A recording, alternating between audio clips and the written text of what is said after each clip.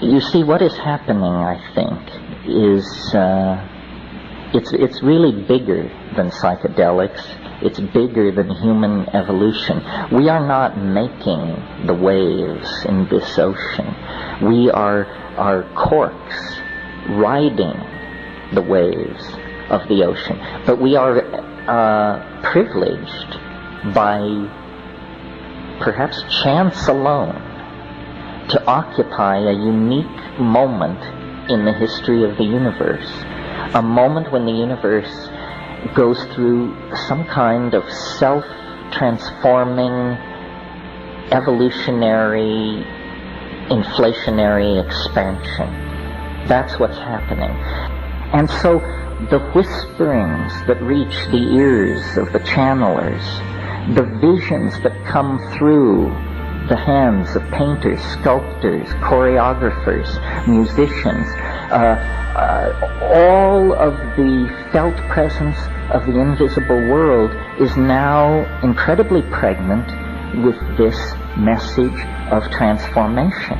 And the challenge for each of us is to streamline our language sufficiently that we may mirror this thing in a way that is both true to it and rationally apprehendable to ourselves. And this is a fractal boundary.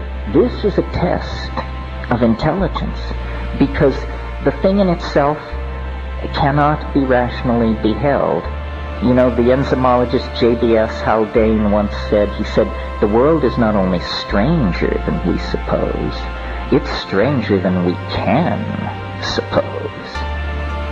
That to me is a dizzying thought, and obviously true.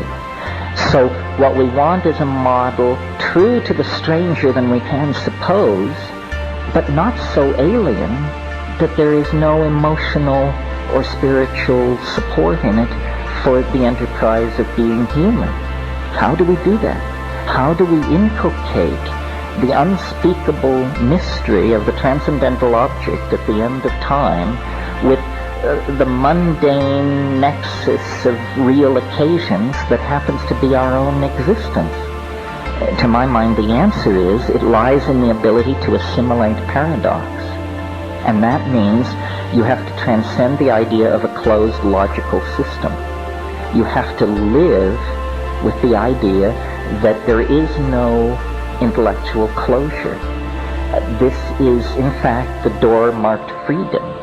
But you've been taught that it's the door marked madness. To live in the light of paradox. Things cannot be, we are taught, both A and B simultaneously. This is Aristotelian logic. A is A. This is as old as thought in the West. But it has to be overcome. And in the felt presence of the moment of immediate experience, it is overcome. The mystery does not lie far. It lies in the immediate moment, in the act, the fact of being.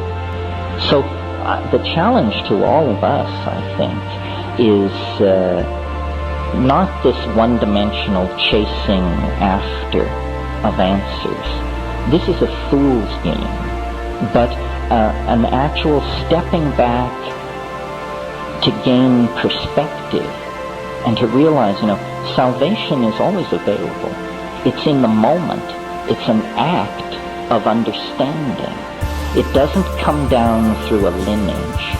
It doesn't come through a substance, an empowerment, a word. It comes through understanding.